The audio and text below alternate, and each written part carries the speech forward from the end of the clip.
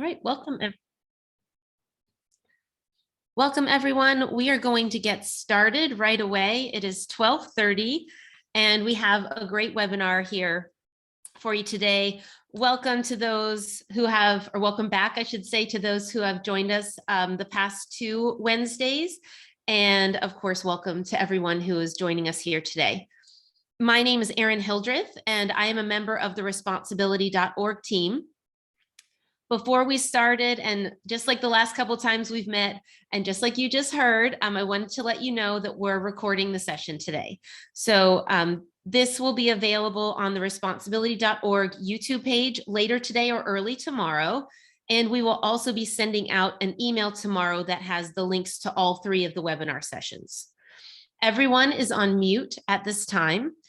And if you have a question, and we do want your questions, please enter them into the Q&A box, and that is right next to the chat box, and that will help us to address your questions a little bit more easily.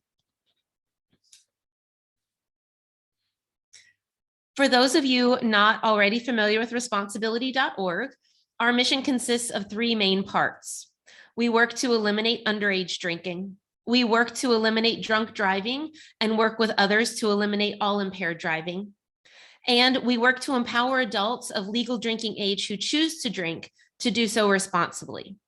And over the past 30 years, we've made great progress on all 3 of these missions. We have not done it alone because we all have a seat at the table of responsibility, and responsibility starts with each one of us. Responsibility.org values conversations that lead to a lifetime of healthy alcohol choices, and we know that not every conversation is about alcohol. We have a social responsibility as well, and that one of those is to raise our kids to be the best humans they can be. So it's mid-September, and kids across the country are back to school. Kids in my district in Fairfax, Virginia, actually have already received a progress report, so we're well on our way. But as you know, it took us a lot to get here. Back to school is a season, often a season of change and opportunity, good or bad. It's also a season for conversations with our kids, no matter how old they are or which season of change they're in. We're excited to bring this final session of our Back to School webinar series to you, talking about risky behaviors, keeping kids substance free, and important conversations to have with them at all stages of their education and maturity. I'm going to now just introduce quickly our panelists and moderators who've been generous with their time today, and of course, generous with their knowledge and expertise. We have Tiffany Jones, a licensed professional counselor and certified substance abuse counselor. Dr. Christine Coe, a music and brain scientist and parenting expert. Jessica Leahy, New York Times bestselling author of The Gift of Failure and the Addiction Inoculation. She's also a prevention coach at Sana et Stowe. And Ann Mukherjee, who is the CEO and chair of Pernod Ricard North America, a member of Responsibility.org. I'll now pass the floor to our mentor. I keep saying mentor, our moderator and mentor, Julianna Miner. Some of you may know Julie from her social media presence and Rants from Mommyland. Julie has been integral to the success of our first 2 webinars, and I'm so pleased that we at Responsibility.org can call her a friend. She's the author of Raising a Screen Smart Kid, Embrace the Good and Avoid the Bad in the Digital Age. We're honored to have her. We're honored to have all of you panelists, and we're honored to have all of you participants here with us today. Julie? Hi, everyone, and thank you so much for joining us. Thank you for all of our participants, to our panelists, and to Responsibility.org for hosting this event. I want to get started by posing a question to Jessica Leahy. Jessica, when we talk about risky behavior in kids, what specifically are we talking about? What can be included in that description? Well, what's funny is a lot of people use the term risky behaviors. And actually what I'd love to do is just explain that, first of all, the adolescent brain is in this incredibly important place in terms of its development. From puberty until the early 20s, the job of the adolescent brain is to get more connected, to hook up to the prefrontal cortex, the frontal lobe, where a lot of the adulting stuff goes on. But one of the other big important parts of adolescence is to push kids to want to try new things, because we need them to be able to go out into the world and make it out there. And in order to get competent enough, in order to do that, they need to be sort of driven a little bit to try new things. And new things can often be risky things, or they can sort of, a consequence of trying to do a lot of new things can be, oh, I want to see the world a new way, maybe a little hallucinogenic. Maybe I want to try this new dangerous thing over here, and skydiving, and that's, that confers risk with it. So there's actually sort of been a shift to talking more about novelty seeking as opposed to risk seeking, because it's not really that a lot of teenagers are seeking out risk. It's that they're looking to sort of activate the dopamine centers in their brain and get some dopamine flowing with novelty. And it's also important to know that one of the other reasons they do that is that dopamine levels are lower in adolescence than they are in the brains of young children and adults. So when your teenager says, oh, so bored, it's not just that they have a lack of imagination, although that could be part of it. It's literally their dopamine levels are lower than yours or little kids' brains' dopamine levels. And life just feels a little more boring to them. It takes a little more stimulation to get them sort of engaged and excited and motivated. And that's where the novelty and risk comes in. Thank you. Christine, as our resident neuroscientist, can you weigh in a little bit about how novelty seeking and risk seeking behavior happens with our kids as they age? Well, I'll just, tag on to what Jess very astutely pointed out. And I actually wanted to encourage a little bit of a reframing. Jess was mentioning, yes, like this is very normal. Adolescent brains, they're going to keep developing into the 20s. That is perfectly normal. But the reframing I wanted to suggest is, I think a lot of parents, when they hear the term risky behaviors, it kind of gives you this gut like, oh no, something terrible. But as Jess was saying, like this is part of how they're wired. Their teens are wired to seek new experiences. They're wired to seek rewards. So I often talk to parents about how it's important to really think about, yes, of course, we have to be mindful and aware and engaged around sort of what we traditionally think about risky behaviors, whether it's related to sex or drugs or alcohol or what have you, but also that healthy risk taking is a thing.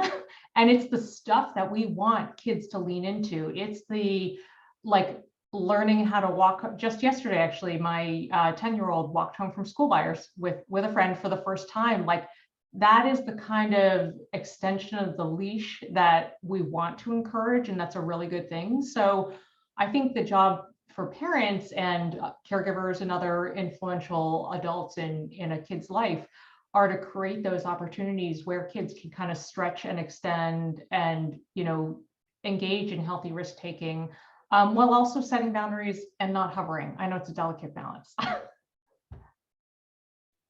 It is. I think it's really hard to push for one and for the other at the same time, although it's critical, right, for them to become independent adults. Tiffany, can you speak a little bit about how parents can balance that, specifically as we start to see things come up, either opportunities for healthy risk and boundary pushing and unhealthy things? Should we have blanket conversations? Should we be having lots of little conversations? What are your suggestions?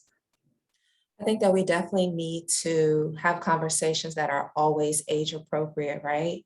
But first and foremost, I think that it's important for parents to have conversations with their children about all of them at the same time. That's just my personal opinion, because they usually go hand in hand. Parents usually avoid conversations around drugs, money, and sex. Those are like extremely PC topics within our society. And yet at the same time, they're the topics that adults tend to have the most difficulty managing in their relationships with other people, right?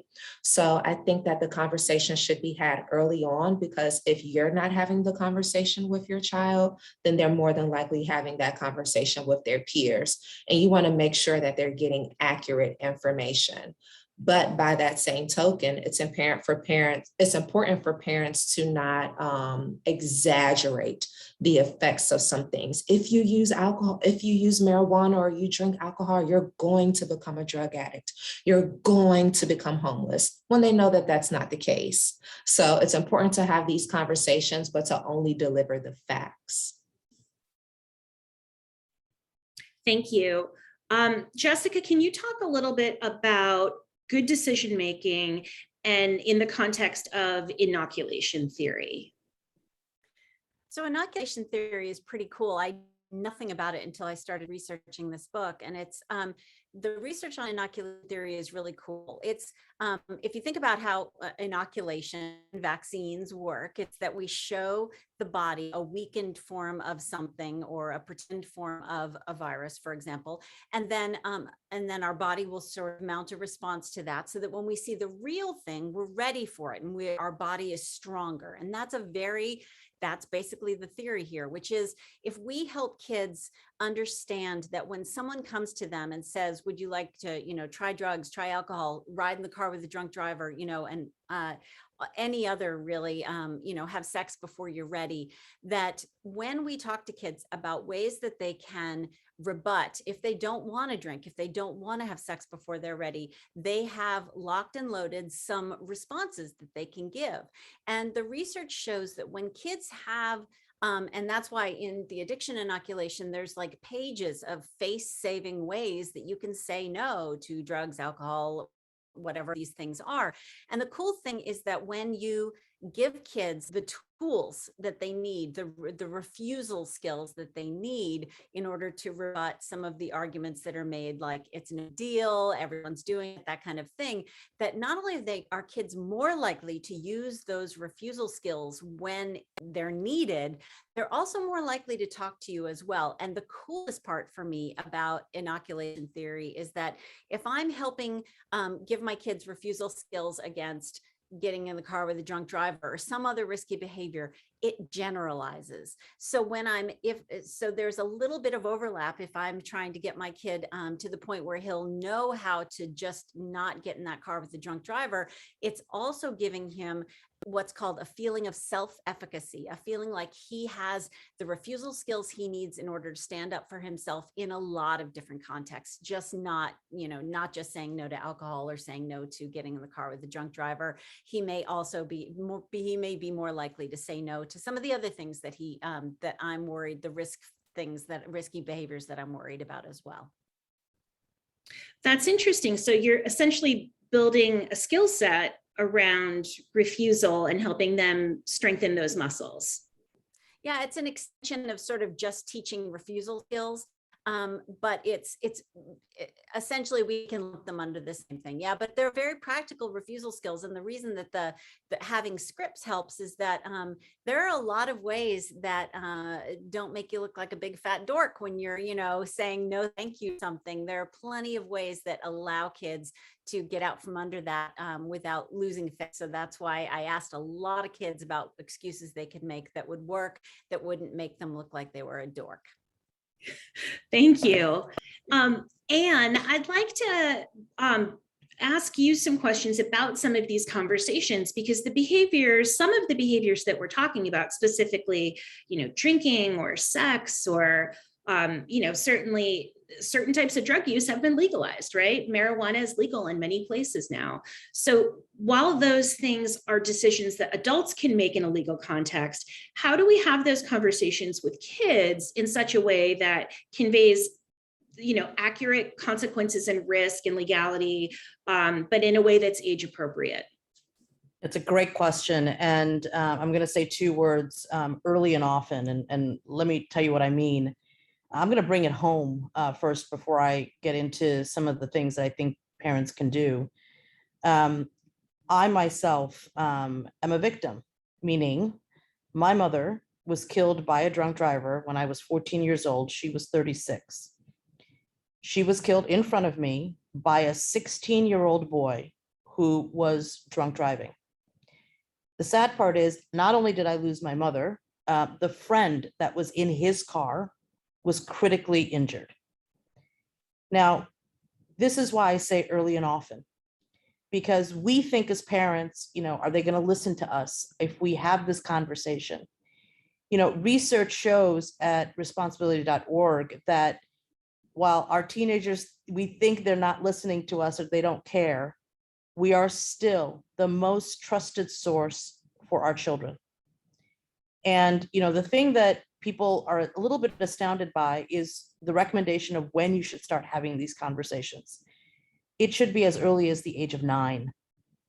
And it should be done in a way that helps them understand, how they can start forming, their ways of thinking about this. Look, they're going to see behaviors. So think about the fact that you as a parent may be consuming alcohol in the home, right? And they're going to ask the question, well, if you can do it, why can't I? So it's really important to be very clear and be an adult with them and answer those questions for them.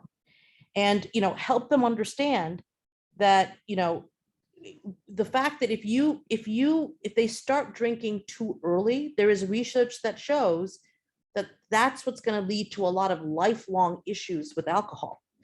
And so, it's really important, therefore, to have these conversations, have them often, and don't think that just when they grow older, or they become an adolescent, or they go off to college, that you should stop. You need to help them understand that binge drinking can actually harm them. It's a medical thing that could harm their body. It could harm them for life. So being practical, being thoughtful, helping them understand consequences. These are all extremely important. And honestly, there are so many resources at responsibility.org, how to have these conversations. We have a lot of resources and tools, and I urge folks to really take advantage of them, because these are not easy things to do, but you have to do them. Thank you. Jessica, did you want to weigh in on this as well? I just wanted to add that, if, as Anne mentioned, we cannot wait until, when parents start to think this might be the appropriate time, which is often middle school. Well, the age of initiation for most kids if they're going to try drugs and alcohol is in middle school. So we have to start way before that.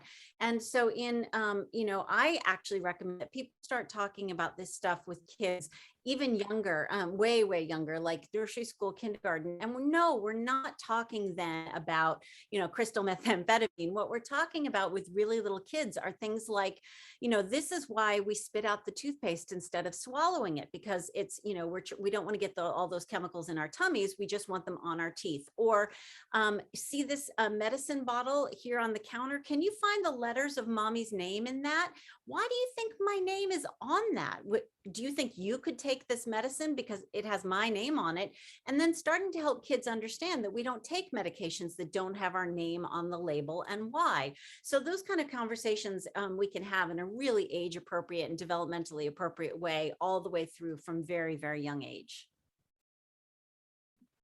Thank you. I want to pose kind of a similar question to Christine. Starting at a young age, what are some ways that we can frame these conversations that inform, about the novelty seeking and about the risk behaviors and some of the things that we've already brought up in terms of good decision making? Do you have some thoughts or suggestions for our participants on that? For sure. And I love how all of these conversations, they really, as we were talking, or as Jess was saying earlier, they really generalize. And, to follow on what Anne and Jess said, I actually had written down in big letters on a piece of paper here, early and often, which is something, actually phrasing that I think I first learned about through Responsibility.org's Talk Early program years ago. Anyway, I think my key points, this applies to everything from sex ed to alcohol to whatever, but don't drone on. It's never going to be one conversation. Shorter, frequent conversations over a long runway are going to be the way to go. A kid is going to tune you out. You'll see them tuning you out. So, and I actually think that's more pressure and more stress for a parent. So just look for those every day. In the sex ed work I do, we refer to them all the time as teachable moments. Look for those everyday moments. I mean, Jess had mentioned one with the bottles with medicine and names on it. There are just so many moments during the day that you can have a quick conversation, and those are the kinds of touch points you're looking for. You just want to make it a habit of communicating regularly, and when you do it quickly and in a frequent, regular manner, then it doesn't feel like work. It just kind of stacks up and becomes a habit. Those are really good suggestions. Thank you. I personally have found that television and social media and music tend to hand me a lot of opportunities, sometimes when I'm not ready for them. But I try and take advantage of them, even though I've been told it's somewhat cringeworthy from my kids. Tiffany, let me ask you what your thoughts are on this, because you're coming from a different perspective. You're seeing a lot of what's happening in schools, both from what's happening with kids and then what's happening with their families. Can you weigh in on this? Sure, I definitely say early and often as well. One of the tips that I always give parents is to have the conversations in the car. They have nowhere to go. They're stuck in the car with you. What are they going to do but listen? So if you're in the car, like Julianna mentioned, if a song comes on, just go ahead and have a conversation about the song that's going on. But the important piece to remember is to be mindful of your own life and your own life story. So you can't just set the standard, you have to be the standard. So when the pandemic first hit in Virginia, the alcohol sales went through the roof, right? The ABC store was considered essential. Like, why all of a sudden is alcohol essential during a pandemic when people should be focusing on their health, right? The sales went through the roof. They made $163 million more than years before. So if adults are at home stuck saying, oh, I need a glass of wine because I'm stressed. Oh, I need this. I have to have this before I go to bed. Then you have to be mindful of the message that sends your child, because the message is that I have to reach for something outside of myself. I have to reach for an external source of comfort in order to feel better about who I am.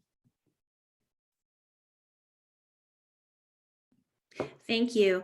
And can you talk a little bit about ways that differences within families can impact these conversations? Yeah, sure. I mean, we have to remember that, different families have different beliefs. They have different cultural influences. They have different traditions.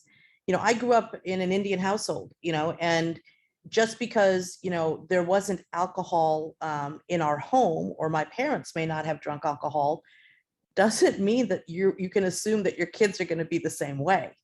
And so, it's important to understand the environment in which your child is being raised and the context in which your child is being raised. What are they being exposed to? So you can't just assume, whatever your belief is or whatever your background is, that's just going to, subliminally be transferred to your children. So it's really important that, you either talk about those beliefs, or more importantly, talk about your own experiences. Because having conversations early and often that is more about helping them learn and not being judgmental, but helping them understand from, maybe your own failures, things that you may have done wrong. It is important to understand that children are very smart people. And if you can give them the right tools, the right thinking, help them be empathetic to what they're going through, they're going to even trust you even more. So, it's really important that you have this in a very, I would say, healthy way, and be open to different tools, talk to different parents, figure out like what's working, what's not. And, sometimes they may not hear you, but don't think they're not listening. And, really trust in your ability as a parent.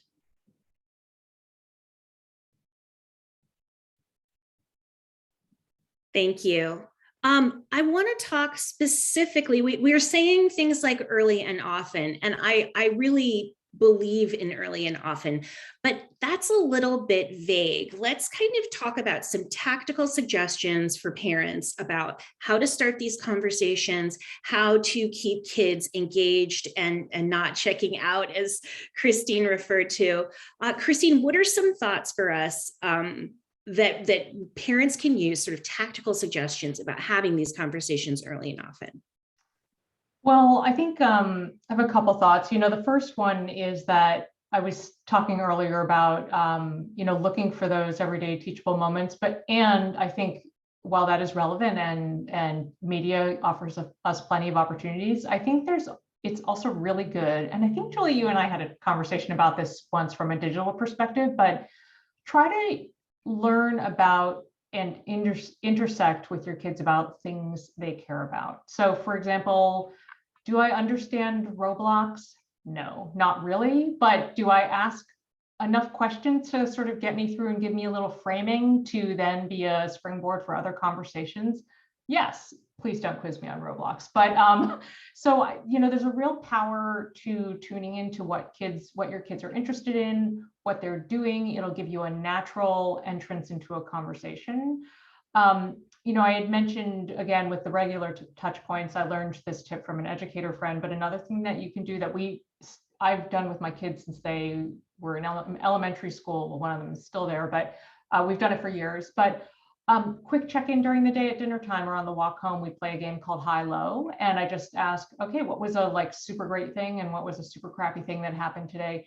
And it's shockingly the quickest but most effective way to get a real temperature on what happened that day, what was really important, what stood out, and what might be a struggle point that people need to think about, or that I might need to pay some attention to. And then one other thing, sorry, and I don't want to go on too long, but I just want to encourage parents to remember, especially with teens, that your calm state matters a lot, and that walking into a conversation with an adolescent when they are adolescents are emotional first and they're going to be logistical second. So walking into a conversation when they're heated, when you're heated, it's not going to go well. So I would just encourage, come back to the conversation when, both of you are in a better space to talk, because I think messages will get through better at that point. That's really good advice. That's really good advice. And I think particularly relevant because this can be hard stuff, right? So if you are suspecting that there's a problem, it's easy for parents to have an emotional reaction, which just then feeds that cycle. Thank you for that. Tiffany, what are your thoughts on this? I was just raising my hand. I wanted to piggyback on Christine's comment about family dinner and push that a little bit more. There's been some research that suggests that the more family time people have together, such as having family dinners, the less likely a child is to engage in some of these risky behaviors. I don't think it's the meal that's saving them, but I think that it's that quality time that they're having. Parents actually are able to lay eyes on their child and see what's going on. When you look at the way that our capitalistic society functions now, we're always on the go, right? So when we're not at work, we're getting ready for work, we're coming home from work, we're rushing from one activity to the next, we're just constantly always moving. But people survive off of people, and people learn to make sense of the world through other people. So when we're able to sit down, be still, slow down, and be more mindful and present without our cell phones at the table, that's the time where kids can also learn to be able to slow down. Because when you think about the way that drugs and alcohol functions, it's just a quick remedy for something. And that's the way that we all move throughout life. We always want things quick, fast, and in a hurry. But if they could slow down, have a mindful meal together, that can change a whole lot of things. I love that. I mean, that's what I would call in public health a protective factor, right? So it's something that we can do that rather than creating additional risk could create some benefit. I do want to just throw out to all of our participants that if you have any questions, feel free to type them in the chat box and we will answer them in just a minute. Jessica, do you want to weigh in a little bit about this particular topic about getting these conversations started? So again, with the research, yes. Joseph Califano's research shows that, family dinner is one of the biggest protective factors. Again, I'm totally with Tiffany, though.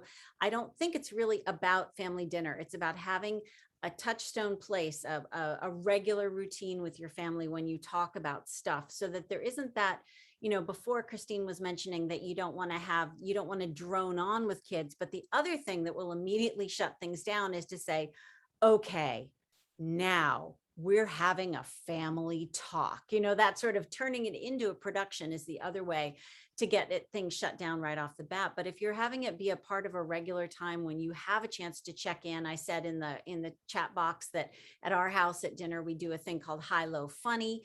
The other thing I would love to talk about a little bit is try to make part of the conversation about talking about how things make you feel, because in the world of therapy and in the world of counseling with kids, the name it to tame it situation, it rules all, which is, in order to be able to tame our emotions, in order to be able to cope with our emotions, we have to be able to name our emotions. And a lot of kids start using drugs and alcohol to numb feelings that are too big for them to handle. So the more we can help kids name their emotions, sort of think about ways to cope with them, bring in you seem like really worried about this. How about you let's take a couple of deep breaths together. Anytime you can get that kind of process in a kid's thinking and have it be a regular part of a kid's thinking, that processing and mindfulness, you're going to decrease the chance that later on they're going to need some sort of outside substance in order to manage or numb that feeling out. That's fascinating. I think that's awesome advice.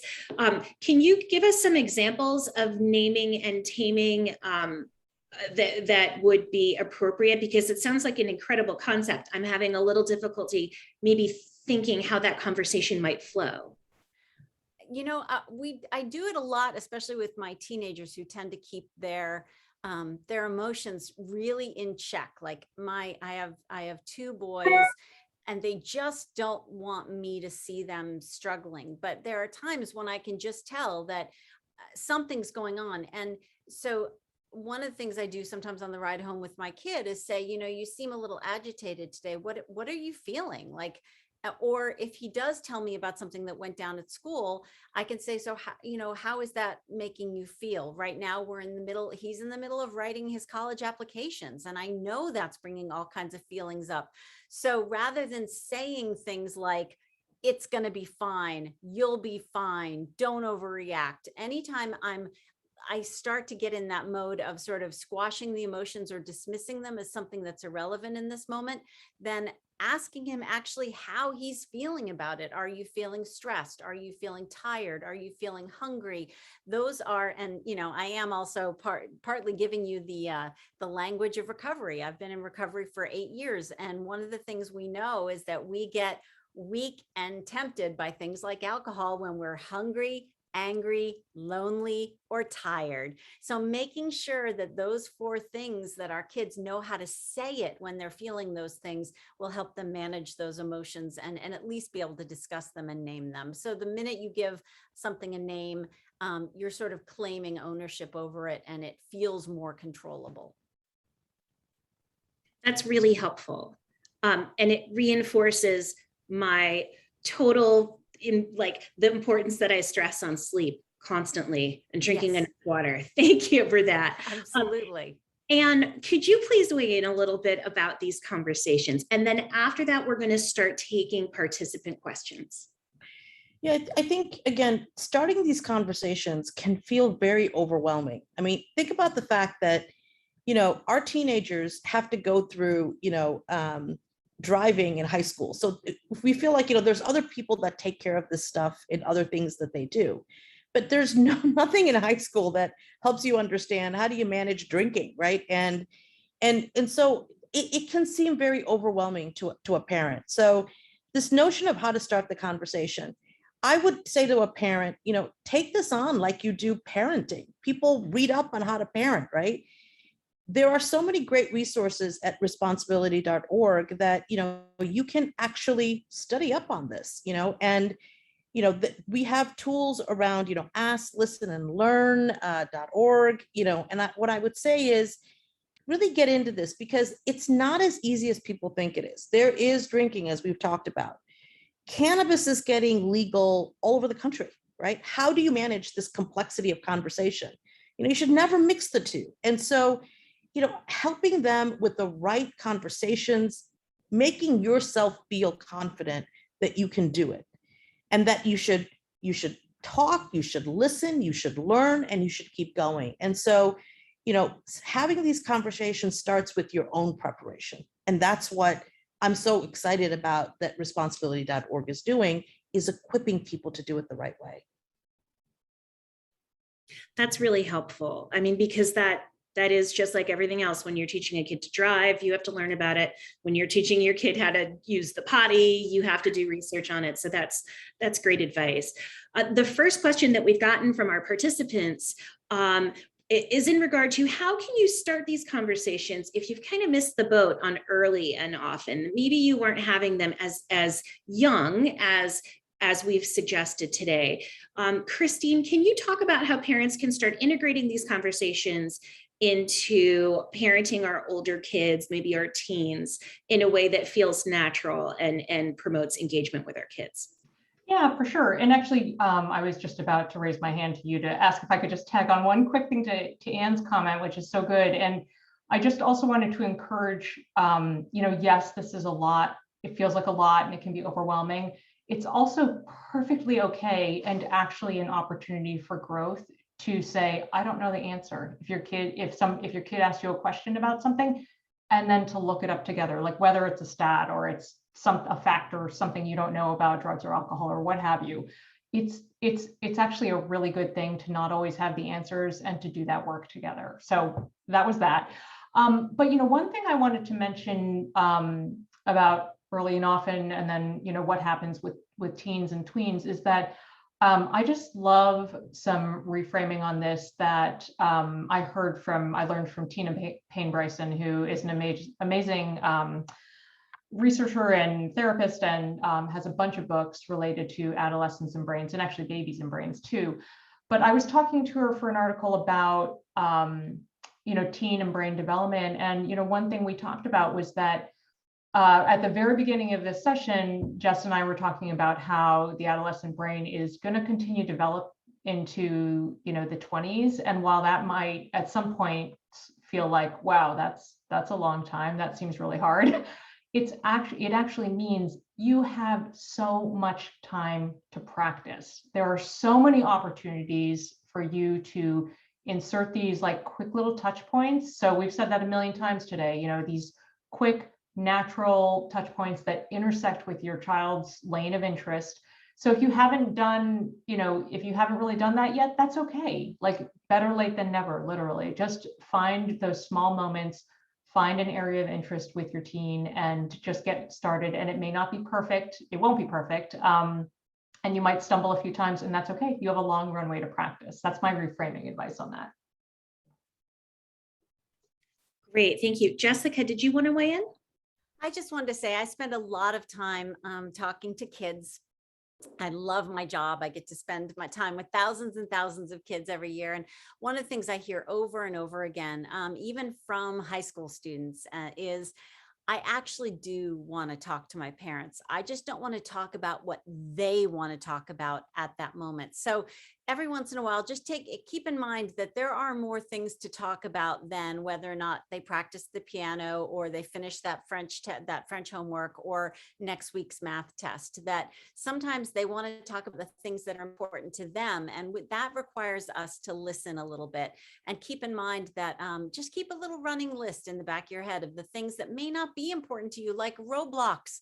Roblox may not be important to you, but they are important to your kid. And the minute you're able to tap into something they find important or is important to them, then it's going to allow you to get in with the conversation. Yeah, I know a lot more about first-person shooter games than I want to for that reason. Tiffany, I feel like teenagers are kind of your area of expertise, right? Because you work with so many of them. Can you share a little bit about what your thoughts are on reaching teens? Most definitely. I would say that once you have that relationship formed where they feel like they can communicate with you about some of the things that's going on in your life or going on in their life, Oftentimes I find myself listening, and when they're done telling me the story, I'll ask, okay, now what do you want me to do with this information? Do you want me to just hear you? Do you want to just vent? Do you just want to talk about what's going on? Or would you like my feedback? Because that gives them the autonomy to decide what's going to happen next, and also lets them know that if you want some information, I can give it to you, but you need to be prepared for the full extent of it, because what you're giving me might be heavy. So what I give back to you might be heavy as well, and you might not like it, but I'm always going to share it for your benefit. Thanks. I want to throw one more question back to you and possibly to Jessica, but because you work in recovery. But if you suspect that your kid is already engaging behavior that you perceive as being risky or dangerous, whether it's substance abuse or something else, what are some steps that you can take to get that kid help, to figure out what like your first steps are? Because I imagine that for a lot of parents in that position, they might be panicking a little, and it's hard to know what to do when you're in that mindset. I'd actually love to just back up just the tiniest bit and say, because a lot of parents ask me, how do I know if my kid is having issues? And this isn't just about drugs and alcohol. This can be mental health issues. This can be depression. This can be anxiety. And that's, and the very first thing, the easiest way to explain what you should be looking for is change. Change in a kid, rapid change in sleep, rapid change in diet, rapid change in mood. All of those things are indicators that something has shifted. And I want to remind parents that just because it's a positive change doesn't mean that you can just ignore it. And I know I'm tempted to never look a gift horse in the mouth, but if my normally sullen kid is suddenly really up and really hyper and really happy all the time, something's changed that I need to deal with. And I, you know, like I said, a big part of me is like, no, leave it. We like this. This is great. But that's rapid change too. And as a teacher, that's what I'm always looking for in my students as well is, you know, if something has suddenly changed, and I'll just take a moment and go to the kid and say, you know what, I've just noticed you're more on edge than usual. And the nice thing is this opens up all kinds of great conversations about, like, for example, I notice you are really on edge. Does that have anything to do, for example, with the new friendship that you have? How's that going? Or this new class you have? So it allows you to get into a conversation, again, another naming it to tame it kind of situation, but also helps you get at an understanding of why their diet, sleep, mood, whatever it is, has changed in recent days. And then after that, I think I want to make, and this is a huge thank you to Tiffany, because one of the things I found out is that a lot of parents underestimate the number of allies that are out there.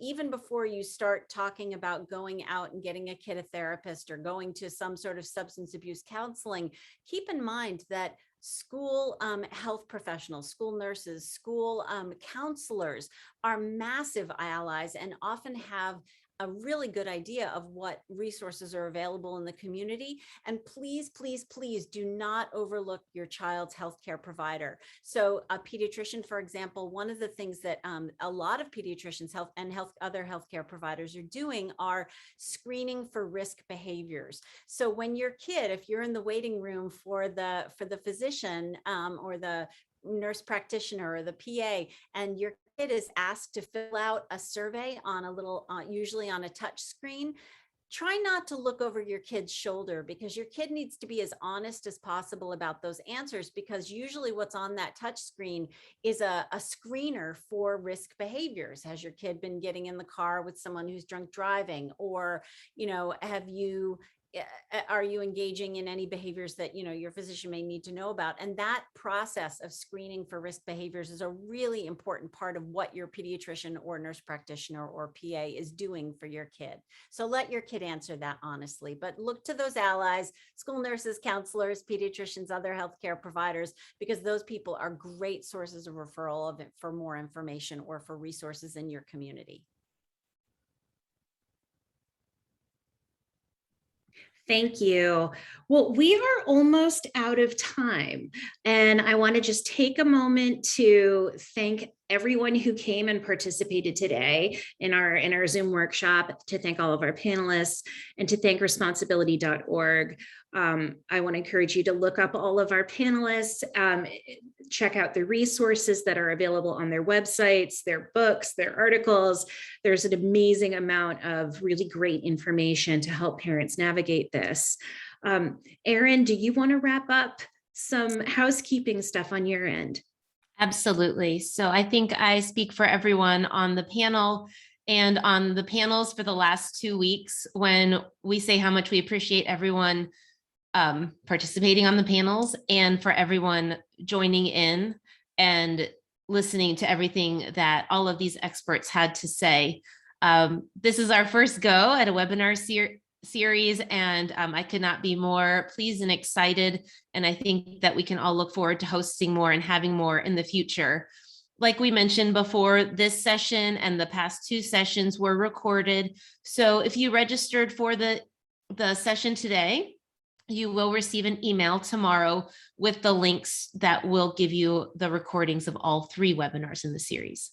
So again, thank you all so much. I very much appreciate it. And I hope everyone took a couple things out of the session today. I know I certainly did, and I appreciate it. And just have a lovely back to school season, everyone.